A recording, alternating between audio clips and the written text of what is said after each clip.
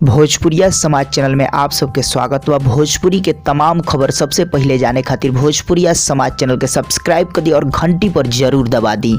जय भोजपुरिया समाज। जी हाँ भैया, अभी के रिपोर्ट में आप सबके बीच भोजपुरी के पावर स्टार पवन सिंह से जुड़ल बहुत ही खास खबर लेके आइल बनी। जी हाँ भैया, आप सबके बता the power star Pawan Singh के एक गाना जौन की पूरा तरह से धमाल मचा दिल बा, धूम मचा दिल बा। जी हाँ भैया, एक तरह से कह सकतनी बवाल मचा के रख दिल बा। जी हाँ भैया, सिर्फ एक ऑडियो सॉन्ग जौन की अभी यूट्यूब पर बहुत ही ज़्यादा धमाल मचिले बा। जी हाँ भैया, हम बात कर रहा बनी उहे गाना के जौना गाना के बोल बा मीठा मीठा बथे कमरिया। जी हाँ भैया, ये गाना का ऑडियो सॉन्ग जौन की world wide record Bhojpuri YouTube channel के माध्यम से रिलीज हो गई। जी हाँ भैया, आप सब बता the world wide records Bhojpuri YouTube channel के माध्यम से ये गाना रिलीज हो गई बटे। और आप सबके बता दी गाना इतना ज़्यादा हिट साबित भइल बटे।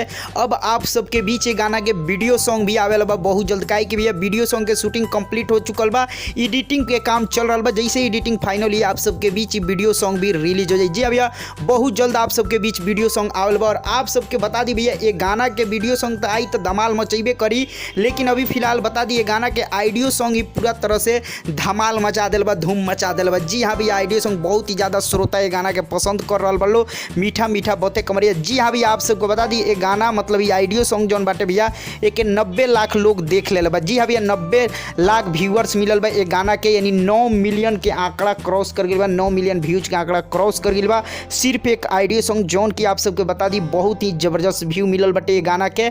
और भैया, जब ये गाना वीडियो सॉन्ग में आई तो समझ सकतनी यही से कि जब ऑडियो सॉन्ग पर इतना धूम मचल बा तो वीडियो सॉन्ग पर कितना धूम मची। आप सबको बता दी वीडियो सॉन्ग भी बहुत ही जबरदस्त शूटिंग हो चुकल बाटे, बहुत ही बढ़िया बन के आप सबके बीच वीडियो सॉन्ग आवेला बा मीठा मीठा बथे कमरिया।